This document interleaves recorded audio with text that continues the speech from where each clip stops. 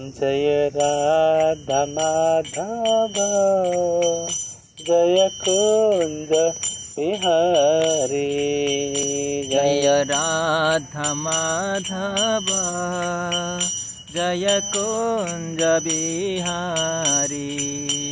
जय राधा माधव जय कुंज बिहारी। जय राधा माधव जय कुंज बिहारी। जय गोपीजन वल्लभ जय गिरिवरधारी। जय गिरिवरधारी। जय गोपीजन वल्लभ जय गिरिवरधारी। जय गिरिवरधारी। यशोदानंदन व्रज जनरंजन। यशोदानंदन व्रज जनरंजन। यशोदानंदन व्रज जनरंजन। यशोदानंदन व्रज जनरंजन। यशोदानंदन व्रज जनरंजन। यशोदानंदन व्रज जनरंजन। जमुना तीर बनचारी। जमुना तीर बनचारी। जमुना तीर बनचारी। जमुना तीर बनचारी। जय राधा माधव जय कुंज बिहारी। जय राधा माधव जय कुंज बिहारी। जय गोपीजन वल्लभ जय गिरिवरधारी। जय गिरिवरधारी।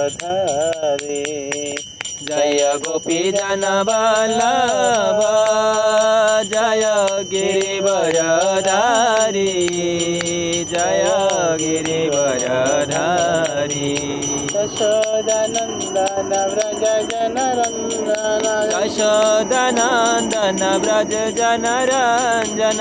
यशोदानंदन व्रज जनरंजन। यशोदानंदन व्रज जनरंजन। जमुना तीर बनचारी। जमुना तीर बनचारी। जय राधा माधव जय कुंज बिहारी। जय राधा माधव जय कुंज बिहारी। हरे कृष्ण कृष्ण कृष्ण हरे हरे। हरे राम राम राम हरे हरे। हरे कृष्ण कृष्ण कृष्ण हरे हरे। हरे राम राम हरे हरे। हरे कृष्ण कृष्ण हरे हरे। हरे राम राम हरे हरे।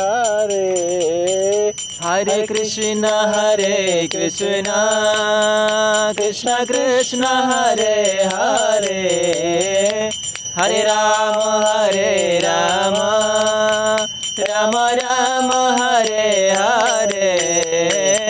हरे कृष्ण कृष्ण हरे हरे। हरे राम राम हरे हरे। हरे कृष्ण कृष्ण कृष्ण हरे हरे। हरे राम राम हरे हरे। जय राधा माधव राधे। जय राधा माधव राधा राधा माधव राधे। जय प्रभुपाद प्रभुपाद प्रभुपाद शिला प्रभुपाद। जय प्रभुपाद प्रभुपाद प्रभुपाद श्रील प्रभुपाद। जय जय गुरुदेव गुरुदेव गुरुदेव गुरुदेव। जय जय गुरुदेव गुरुदेव गुरुदेव गुरुदेव। निताई गौर हरि बोल हरि बोल हरि बोल हरि बोल। निताई गौर हरि बोल हरि बोल हरि बोल हरि बोल। निताई गौर प्रेमानंदे। हरे कृष्ण।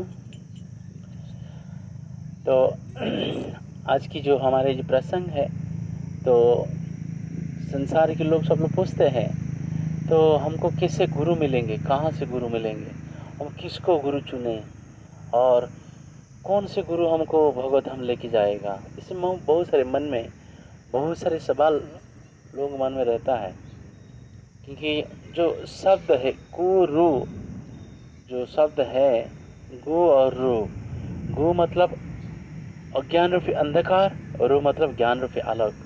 जो अज्ञान रूपी अंधकार को मिटा के ज्ञान रूपी आलोक प्रदान कर सकता है वही असली गुरु है। इसलिए गुरु मतलब संस्कृत में गुरु मतलब भारी है, बहुत हैवी, भारी जिसको बोलते हैं हैवी है। तो ये जो एक बार श्रील गौर गोविंद स्वामी महाराज एक बार प्रवचन कर रहे थे, तो वो गुरु तत्व के ऊपर बता रहे थे, गुरु जी की महिमा के बारे में बता रहे थे।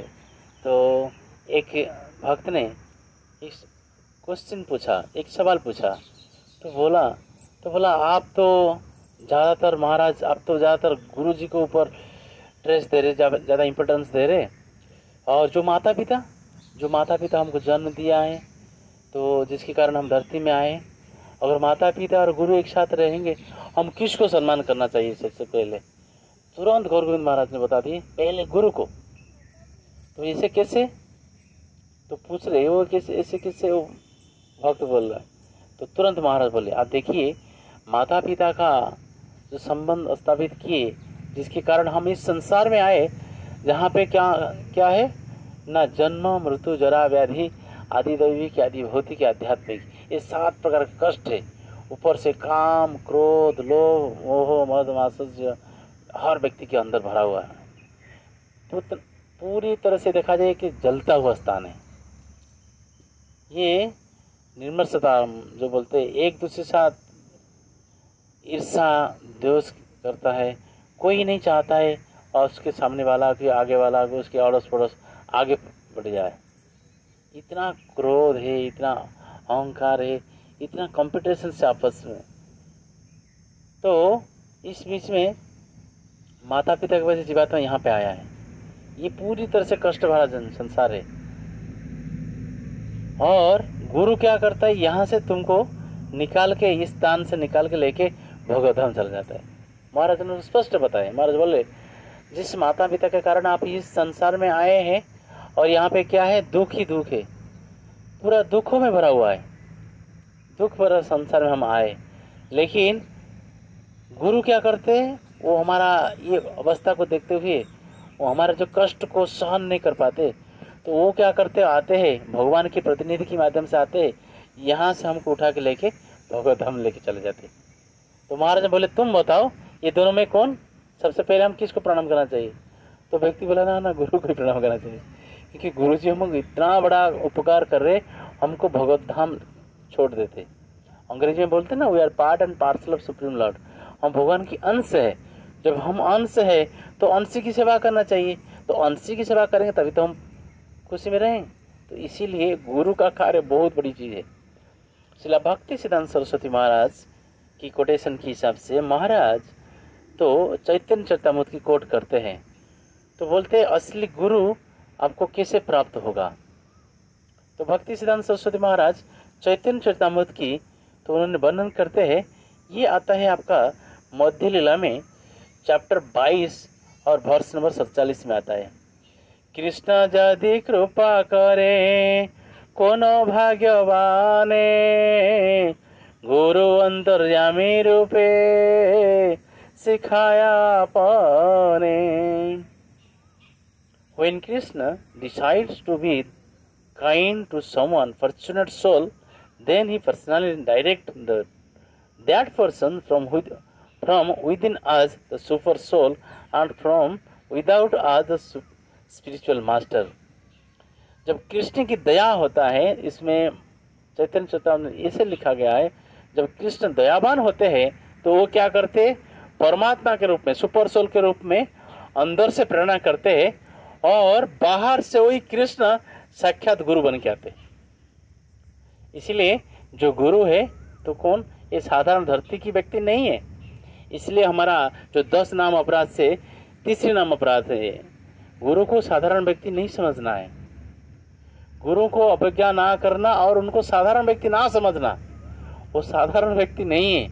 हालांकि हमको लगता है वो हमारे जैसे खाते पीते सोते हैं, सब कुछ करते, लेकिन हमसे पूरे अलग है वो। क्योंकि हम यहाँ पे जो आए हैं, पूरा कष्ट भरा संसार में कष्ट ले रहे, वो मुक्त आत्माएं हैं, हम बद्धात्मा हैं। जो बद्धात्मा क्या है, नित्य से बोलते हैं नित्य बद्ध और नित्य मुक्त। नित्य बद्ध आत्मा हम लोग हैं, क्योंकि हम जो ये त्रिगुणात्मिक शक्ति के माध्यम से, तो 3 प्रकार रस्सी से, सतोगुण रजोगुण तमोगुण की रस्सी से हम बंधे हुए हैं, तो हम कष्ट पा रहे हैं। लेकिन गुरु क्या है, इससे परे है, वो त्रिगुणातीत है, भगवान की जैसे उनके अंदर शक्ति है, तो वो 3 गुण उनके ऊपर लागू नहीं होता है। इस संसार में रहते हुए भी वो त्रिगुणात्मिक शक्ति धारण करते हैं, तो वो नित्य मुक्त है। वो भगवत धाम में नित्य मुक्त क्या है, जो भगवत धाम में भगवान के साथ नित्य लीला में वास करते हैं, वो आते हैं, ये धरती में आते हैं हम जैसे बद्धात्मा को उद्धार करने के लिए। तो गुरु का कार्य यही है। तो वो कोई साधारण व्यक्ति नहीं है। इसलिए इसमें ये भी है, तो देवहूति माता, तृतीय स्कंद भागवतम में माता देवहूति ने क्वेश्चन पूछी थी, जो स्वयं भगवान की 27 अवतार कपिल देव को पूछी थी। तो उन्होंने बोल रही है, तो हे पुत्र, आप तो भगवान हो, आप ये मुझे बताइए कैसे आपके पास आना है। तो तुरंत ही सवाल से जवाब में तो कपिल देव, भगवान कपिल बोलते हैं, हे माता, मेरा कोई शुद्ध भक्त के शरण में जाओ, उनकी सेवा करो, सेवा करने के बाद उनसे जिज्ञासा करो कैसे मेरे पास आने के लिए, वो ही बता सकते हैं ना। तुम्हारा शुद्ध भक्त मुझे कैसे पता चलेगा? संसार में इतने सारे भक्त है, इतने सारे पाखंडी चल रहा है। आप देखिए, रावण पाखंड धर्म शुरू किया, कैसे? सीता जी को चोरी करने के लिए आया, कैसे? ब्राह्मण बन के आया। अब सोचिए। और इंद्र ने, पृथ्वी महाराज के चरित्र में 4 स्कंद भागवत में आता है, इंद्र ने पाखंड धर्म फिर शुरू किया, कैसे? ना एक पाखंडी साधु बन के आया चुराने के लिए, पृथ्वी महाराज का घोड़ा चुराने के लिए। जो घोड़ा चुराने के लिए आए, क्योंकि पृथ्वी महाराज 99 यज्ञ ऑलरेडी कर चुके हैं, सिर्फ एक यज्ञ हो जाएगा तो क्या होगा, तो 100 यज्ञ पूरा हो जाएगा।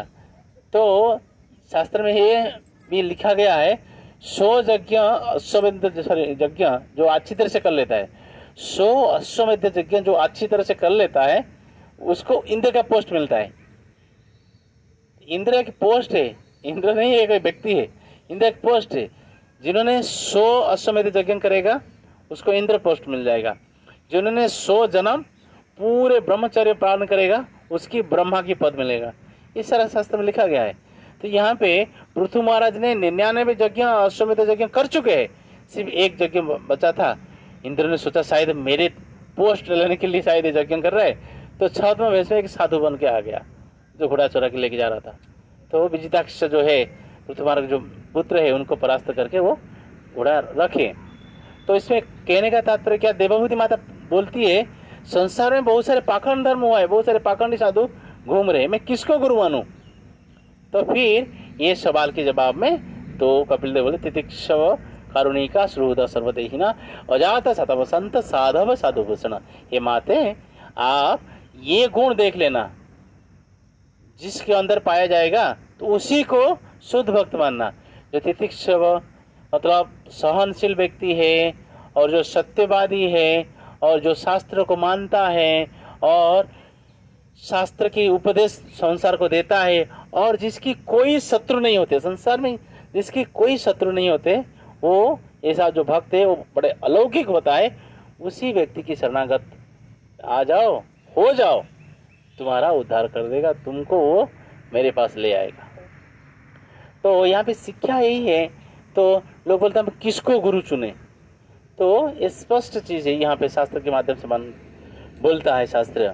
और अगर आपने देखेंगे श्री चैतन्य चरितामृत में, तो ये भी स्पष्ट लिखा गया है, गुरु कृष्ण रूपहन शास्त्र प्रमाणे, गुरु रूपे कृष्ण कृपा करे भक्त गणे। इसमें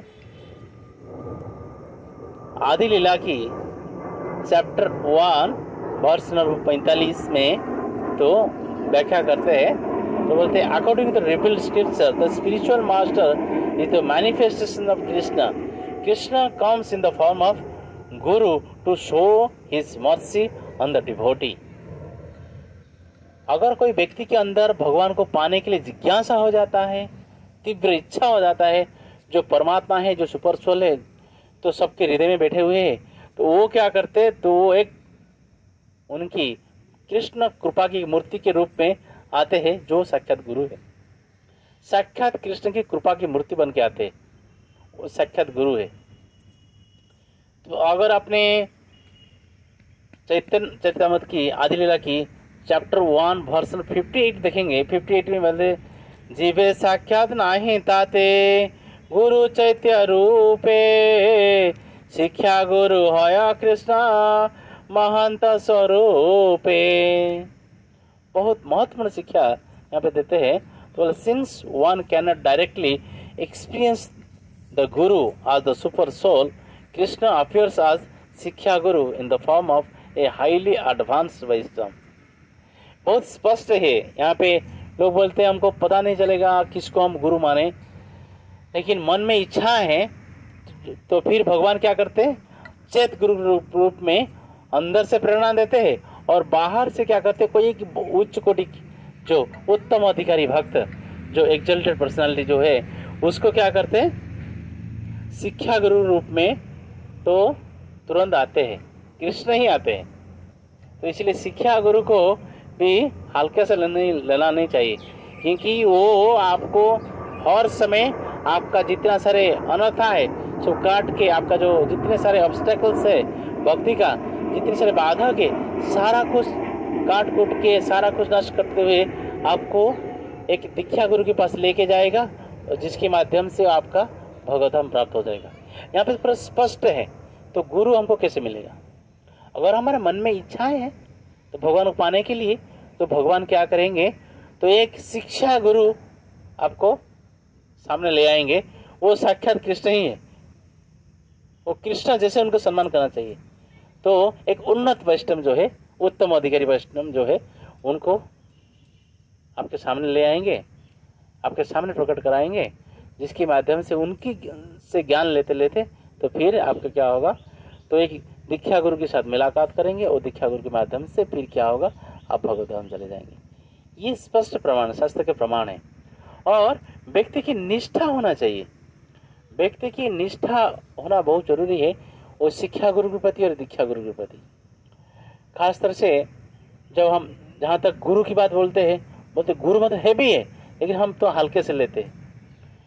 तो ये भी लिखा गया, शास्त्र में लिखा गया है, तो ये टिकेट्स में गुरु को सामने आपने निर्देश करे उंगली दिखा के किसको उपदेश नहीं दे सकते हैं, गुरु को आपने उपदेश नहीं दे सकते, और गुरु के सामने किसकी चापलूसी भी नहीं कर सकते। ये बहुत स्पष्ट चीज है, लिखा गया है शास्त्र में। गुरु को आपने बोलेंगे ये करना है, ये सजेशन नहीं देना है, और उंगली उठा के गुरु के सामने बोलना नहीं है। ये बहुत बड़ा सिद्धांत है। कभी कभी हम थोड़ा बहुत शास्त्र पढ़ लेते, थोड़ा बहुत भजन भक्ति कर लेते, थोड़ा बहुत प्रवचन सुन लेते, तो बोलते हम तो बहुत बड़ा आदमी बन गए, हम तो इतना ज्ञान हो गया है, हम भी उपदेश देना शुरू करेंगे, हम भी गुरु को कुछ ना कुछ सजेशन देंगे। ये बहुत बड़ा, इसी से क्या होगा, व्यक्ति के पूरा अधोगति हो जाएगा, पूरा नरक चला जाएगा व्यक्ति। इसलिए गुरु को साधारण व्यक्ति नहीं मानना है, ये शास्त्र प्रमाण है। और भी है जो गुरु प्रति निष्ठा व्यक्ति का होना चाहिए, किस तरह से। एक एग्जाम्पल है, जब जुहू मंदिर बन रहा था तो परम पूज्य तमाल कृष्ण महाराज और गिरिराज महाराज, ये दोनों जब फंड कलेक्शन भी कर रहे थे, गिरिराज महाराज जुहू मंदिर का सबसे पहला टेम्पल प्रेसिडेंट थे। तो एक बार ये दोनों एक व्यक्ति, बहुत बड़ा धनाढ़ व्यक्ति के पास गए थे, तो धन इकट्ठा करने के लिए प्रभुपाद ने उनको भेजे, वो व्यक्ति के पास जाइए। तो वो बहुत बड़ा धार्मिक व्यक्ति है, वो दान पुण्य करता है, वो करेगा। तो ये दोनों गुरुजी की निर्देश था, कुछ सोचे नहीं चल दिए। और वो जो व्यक्ति ने, इंडियन था, उन्होंने देखा तो ये दोनों विदेशी है और इतने साधु के वेश में आए हैं, तो और देवता जैसे लग रहे, जैसे पूरा ऐसे गोरे लोग हैं तिलक के साथ, तो देवता जैसे लग रहे। तो व्यक्ति ने बोला, क्या आपने जो मंदिर बना रहे उसमें क्या होगा? नहीं, संसार के कल्याण होगा ना। तो कल्याण किसके, कौन करेगा? ना हमारे गुरुदेव करेंगे ना। क्या आप लोग ने गुरुदेव प्रति पूरा शरणागत है? हाँ जी। ना गुरु जो बोलते हैं आप कर लेते हैं ना? हाँ ना। अच्छा ठीक है, अपने गुरु के कहने पर यहाँ पे आए हैं पैसा लेने के लिए। मैं बोलना चाहूँगा तो मैं आपको पैसा दूंगा, लेकिन कंडीशन यही है, मैं 2 कोल्ड ड्रिंक्स बॉटल लेके आऊँगा, तो आप लोगों ने क्या करेंगे, अपने सर पे डाल देना तुरंत मेरे सामने। करने के लिए तैयार है ना? हाँ करेंगे। दोनों को दोनों, आप देखिए, ये कोई आम आदमी व्यक्ति नहीं थे, बड़े बड़े संत थे। क्योंकि गिरिराज महाराज उस समय 70s में, 1970s में, तो अमेरिका का सबसे बड़ा जो वकील होता है, एडवोकेट होता है, उनके बेटे थे। मतलब करोड़ों अरबों रुपया उनके पास था। सब कुछ होने के बावजूद भी वो प्रभुपाद के मिशन में अपना जीवन को न्यौछावर किए, तो प्रभुपाद के साथ आए। तो यहाँ पे तमाल कृष्ण महाराज जी भी प्रभुपाद के समय से विदेश में इतना प्रचार किए, राधा कृष्ण बस पार्टी करके, राधा दामोदर बस पार्टी करके कम से कम 200 बस चल रहा था विदेश में, संकीर्तन चल रहा था, प्रचार हो रहा था, ग्रंथ की वितरण हो रहा था। कितना बड़ा महान कार्य उन्होंने किए। तो वो दोनों को दोनों, जब वो व्यक्ति ने बोला ये ठंडा कोल्ड ड्रिंक्स को आप सर पे डालो, तुरंत डाल दी, बिना सोचे समझे डाल दी। अब देखिए क्या शरणागति, क्या गुरु के प्रति कितना अड़िक है, गुरु की वाक्य के प्रति। तो उन्होंने क्या किए, तुरंत सर पे डाल दिए। वो जो सामने वाला व्यक्ति था वो हैरान हो गया। देखिए घर में व्यक्ति था, लेकिन बोला आप लोगों ने इतना समर्पित है आपके गुरु के प्रति, मैं ठाकुर जी के लिए प्रार्थना करता हूँ आप लोगों ने बहुत नाम कमाएंगे, तो मैं बहुत बड़ा डोनेशन दूंगा। उन्होंने डोनेशन दिया। शिक्षा यहाँ पे यही है, कितना शरणागत थे महाराज गिरिराज महाराज और तमाल कृष्ण महाराज। ये शिक्षा है, क्या शरणागति था वो लोगों का। मतलब गुरु जो बोल दिए वो बोल दिए, और कुछ सोचे नहीं होगा कि नहीं होगा, ऐसे नहीं। ऐसे गुरु कृपा स्वामी थे, तो बोल दिए जाके मैं मंदिर बना रहा हूँ, जाके अपने कुछ कलेक्शन करो। जाके अमेरिका में बसों में जाके एक कटोरा लेके बोले थे, मेरे गुरुदेव ने एक आध्यात्मिक केंद्र बना रहे, आध्यात्मिक प्रशिक्षण केंद्र बना रहे, जिसमें लाखों लोगों का उद्धार होगा, आप कुछ मुझे मदद करो। बसों में, अमेरिका के बसों में जाके, तो उन्होंने दान दिए। अब देखें जो वृंदावन जो कृष्ण बलराम मंदिर जो है, 90% जो मनी जो है अकेले गुरु कृपा स्वामी ने कलेक्शन किए। तो इसके रीजंस क्या है ना, गुरु के प्रति शरणागत थे, गुरु के प्रति डेडिकेटेड थे, शरणागत थे, गुरु के प्रति शरणागत थे, जिसके कारण तो इतना सफल बने। आज उनकी नाम लिखा गया है मंदिर के, जैसे मेन एंट्रेंस में एंट्री करेंगे, बाएं साइड में देखेंगे जहाँ पे लाइव पेपर्स का टीचिंग होता है, उसी दीवार के ऊपर लिखा गया है उनकी नाम। तो कहने का तात्पर्य क्या, ये लोग इतना शरणागत थे और इतने डेडिकेटेड थे गुरु के प्रति, जिसके कारण वो सफल बने। तो लेकिन आजकल क्या होता है, लोग क्या करते हैं, गुरु को उपदेश देने लग जाते हैं। तो थोड़ा बहुत पढ़ने के बाद, शास्त्र पढ़ने के बाद बोलते लगते हैं हम लोग ज़्यादा कुछ कर लेंगे ना, ये नहीं है। ऐसे करने से क्या हमारा पतन हो जाएगा। तो इसलिए शरणागति की भाव से गुरु की आज्ञा को निभाते हुए अगर भक्तिमय कार्य हम करेंगे, इसी जन्म ही हमारे लिए काफ़ी है। एक ही जन्म ही काफ़ी है। श्रील प्रभुपाद बोला करते थे, आपने बहुत सारे जन्म लिया है, सिर्फ एक जन्म समर्पित करो, एक जन्म समर्पित करो। तो कहने का तात्पर्य क्या है, एक ही जन्म हमारे लिए काफ़ी है। लेकिन क्या हम पूरी तरह से नौछावर है गुरु के प्रति, गुरु की वाक्य के प्रति, ये जानना जरूरी है। तो इसलिए भगवत धाम जाने का सबसे बड़ी जो आसान तरीका क्या है, आंख बंद करके कुछ भी बोलते गुरु जी इस पे यस सर, यस सर, हाँ, गुरु की हाँ से हाँ मना मिलाना ही जीवन की परमार्थ है, जीवन की सर्वश्रेष्ठ माना जाता है। तो गुरु जी जैसे बोले हैं, जैसे पूजा विधि जिस तरह से बोले, वो आपको करने के लिए मानना ही पड़ेगा। करने के लिए आप तुरंत, और दूसरा सोचना नहीं, करने के लिए आप प्रयास करना चाहिए। प्रभुपाद जी ने सन 1922 में उल्टा डोंगा में प्रभुपाद जी अपने गुरुदेव को मिले, तो गुरुदेव को पहले प्रणाम से उनके गुरुदेव ने बोल दिए, आपने विदेशी में जाके प्रचार करो, पढ़े लिखे नौजवान लगते हो, आप अंग्रेजी अच्छा खासा बोल लेते हो, विदेश में जाके प्रचार करो। इसी बात प्रभुपाद के दिल में रह गया। प्रभुपाद जी ने सन 1966 में शुरू किए, इस्कॉन स्थापित किए और प्रचार किए। अब देखिए, गुरु ने बोले थे वो उनके हृदय में चल रहा। जिस समय प्रभुपाद ने प्रचार शुरू किए, उस समय ना उनके पास कोई धन था, ना उनके पास कोई फॉलोअर्स थे, अनुयायी थे, कोई नहीं थे, ना कोई पहचान वाला व्यक्ति भी था, कोई नहीं थे। लेकिन प्रभुपाद सफल हुए। क्या रीजन था, क्या है सीक्रेट ऑफ सक्सेस, क्या था ना, गुरु के ऊपर अटूट विश्वास था और महामंत्र के ऊपर दृढ़ विश्वास था, जिसके कारण प्रभुपाद बिना कोई फॉलोअर से पूरे आज दुनिया भर में हर जगह में केंद्र स्थापित हो गया है श्रील प्रभुपाद की कृपा से। आप अपना जीवन काल में प्रभुपाद जी ने 108 मंदिर बनाए। आज वही उनकी जो शिष्य लोग जो समर्पित, जैसे श्रील प्रभुपाद जी अपने गुरु महाराज के चरण में समर्पित थे, उस तरह से वो समर्पित थे उनके शिष्य लोग। आज अब देखिए, लगभग 850 मंदिर है, 55,000 छोटे छोटे जो केंद्र हैं, इस तरह से प्रचार चल रहा है।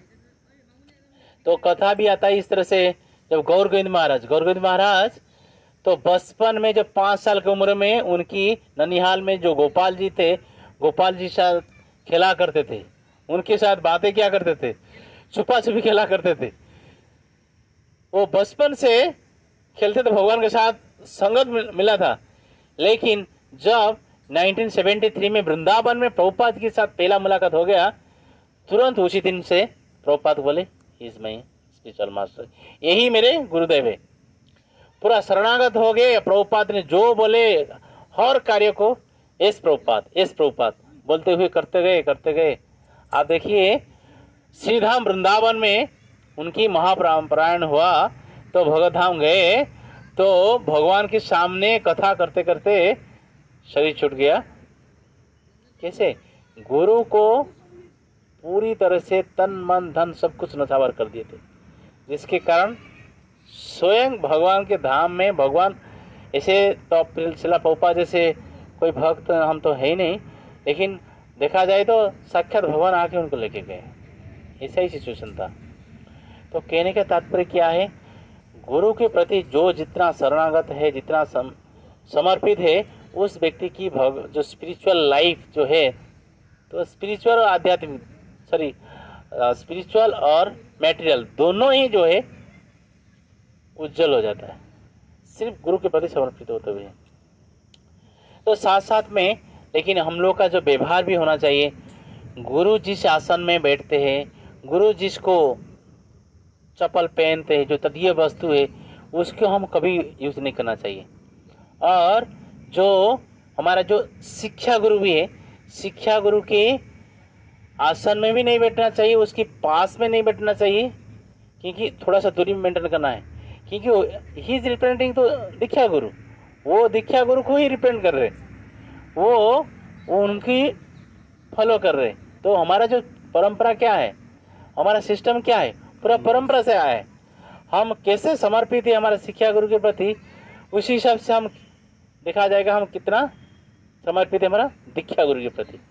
तो इस तरह से देखा जाए तो निर्देश नहीं देना चाहिए, शिक्षा गुरु को भी निर्देश नहीं देना चाहिए, उनकी सामने ऊंचा आसन में नहीं बैठना चाहिए, उनकी बातों में हम उसको उपदेश देने लग जाते, ऐसा नहीं है। वो बहुत कुछ मेहनत करते और बहुत कुछ प्रयास करते आप लोगों को यहाँ से निकाल के कोई अच्छे दीक्षा गुरु से मिला के तो भगवत धाम लेने के लिए। तो उनकी जो कार्य जो है कभी नहीं हम कर सकते, इसलिए इसमें लिखा गया है आदि लीला चैप्टर 1 प्रयाग नंबर 58 में लिखा गया है, वो कृष्ण जैसे सम्मान करना चाहिए उनको, शिक्षा गुरु को, क्योंकि वो आते हैं आप लोगों का सारा हृदय ग्रंथि को काटते हुए भगवत धाम को लेने के लिए उस पूरी तरह से प्रयास करते हैं, आपको भक्ति में जोड़ते, आपका सारा अनर्थ को दूर करते हैं, आपको क्या करना है क्या नहीं करना है, कैसा बोलना है कैसा नहीं बोलना है, तो सारा कुछ सिखाते। इसलिए क्या है, ये बहुत सतर्क रहना चाहिए, और हम किस तरह से बैठना है और किस तरह से बात करना है, इस सब कुछ बहुत ज़रूरी है। नहीं तो अनादिकाल से जीवात्मा कितना जन्म लेते लेते लेते लेते 84 लाख जन्म में आता है, 84 लाख जन्म में आते हैं ना जीवात्मा। जैसे कि आपने जानते हैं 9 लाख तो जलचर होते, 20 लाख वनस्पति होता है, 11 लाख कुर्मी कीटे होते हैं, 10 लाख पक्षी है, 30 लाख पशु है और 4 लाख मनुष्य है। अब सोचिए ये कितने 84 लाख में 4 लाख मनुष्य के अंदर हम कितने जन्म भी ले चुके हैं। इसलिए बहुत कष्ट भरा संसार है ये, तो हमको ये सुनहरा मौका मिला हुआ है। तो ब्रह्मांड भ्रमित कौन भाग्यवान जीव, गुरु कृष्ण प्रसाद पाए भक्तिलता बीज। भक्तिलता का जो बीज हमारा अंदर अंकुरित हो रहा है, इसके पीछे हमारा शिक्षा गुरु, हमारा दीक्षा गुरु और साक्षात चेत गुरु कृष्ण की बहुत बड़ा उपकार हमारे ऊपर है, जो ये उपकार है, जो ऋण हम कभी नहीं चुका सकते। तो इसलिए ये बहुत ज़रूरी है हम उनको गुरु को रिस्पेक्ट करना है। और दूसरी चीज़ है, और एक चीज़ है इसमें ये भी वर्णन आता है, श्रील रूप गोस्वामी लिखते हैं जो हमारा जो आचरण कैसा होना चाहिए, वैष्णव को प्रेम व्यवहार, वैष्णव से साथ कैसे प्रेम व्यवहार होना चाहिए, इसमें रूप गोस्वामी उपदेशामृत ग्रंथ में कहा है। वैष्णव में एक दूसरे के प्रति 6 प्रकार की प्रेम संबंध होते हैं। वैष्णव के बीच में जो प्रेम व्यवहार जो है 6 प्रकार है, तो वो श्लोकों के माध्यम से आता है। एक श्लोक है, ददाति प्रतिगृहाति गृहमाख्याति पृच्छति भुंक्ते भुज्यते सैव षड्विधं प्रतिलक्षणम। इसमें स्पष्ट लिखा गया है। तो 6 प्रकार की जो हमारा जो प्रेम संबंध है, कैसा संबंध होना चाहिए, एक भक्त दूसरे भक्त के प्रति ना उपहार देना है, उसको उपहार देना है, और दूसरा क्या है, उपहार स्वीकार करना है, एक दूसरे को उपहार देना है, दूसरे से उपहार को स्वीकार करना है। तो तीसरे क्या है, विश्वास में आकर अपने मन की बात प्रकट करना है। कोई विश्वास में आके कोई वैष्णव ने आपका मन की बात, उनकी मन की बात आपको प्रकट किया, अगर आपने इसी वाक्य को दूसरे किसी को बोल दिया, भयंकर अपराध है, ये बहुत बड़ा अपराध है। तो इसलिए और चौथा क्या है, गोपनीय ढंग से पूछना है। कुछ चीज़, कोई कुछ सीक्रेट चीज़ पूछना होता है तो चुप से गोपनीय, सारे आम आप पब्लिक के सामने ना पहुँचते हुए कान पे बोलना है, पूछना है, ये चीज़ करना है। और प्रसाद स्वीकार करना है, तो प्रसाद जो देते हैं उसको स्वीकार करना है। और चौथा है प्रसाद वितरण करना है, जो आपको प्रसाद मिला है, जो कृपा मिला है, उनको फिर दूसरे से वितरण करना है। ये बहुत महत्वपूर्ण चीज़ है। तो भक्ति में आगे बढ़ने के लिए वैष्णव की कृपा बहुत जरूरी है, क्योंकि वैष्णव की बिना कृपा से हम भक्ति नहीं कर सकते। जो वैष्णव है, साधक वैष्णव है, जितना साधना किया है, जितना मंगलारती किया है, जितने बार वो भगवान की प्रणाम किया है, भागवत सुना है, ये सारा चीज़ को आप कभी चुका नहीं सकते। उसके अंदर सीधियाँ रहता है, जिसके कारण वो आपको सही ढंग से, सही सलामत, सही शिक्षा देते हुए आपका हृदय में आया हुआ सारा अनर्थ को दूर करके आपको एक उन्नत जो एग्जल्टेड वैष्णव जो है वो दीक्षा गुरु के रूप में उनके पास पहुंचा के तो आपको भगवतधाम लेके जा सकता है। इसलिए बहुत महत्वपूर्ण चीज़ है, शिक्षा गुरु और दीक्षा गुरु को आप दोनों को अच्छी तरह से सम्मान करना चाहिए। तो इसी के माध्यम से कृष्ण आपको मिल जाएंगे। उनकी जो आदेश है वो पालन करते हुए व्यक्ति करेगा, उसी से ही व्यक्ति की उद्धार हो जाएगा। हम सारे शास्त्र पढ़ नहीं पाएंगे, अभी इतना सारे शारीरिक बीमारियां हैं। अब देखिए पिछले 3 साल से एक बीमारियां हैं जो कोरोना बीमारियां है, पूरे संसार की सारे लोगों की जो रीढ़ की हड्डी को तोड़ दिया है। लोग राहत नहीं मिल पा रहा है, लोग ये संसार में चैन से सुकून से सांस लेने के लिए लोग तरस रहे। बड़े बड़े डॉक्टर्स लोग भी उसकी इलाज करने के लिए आते, वो भी मर जाते हैं।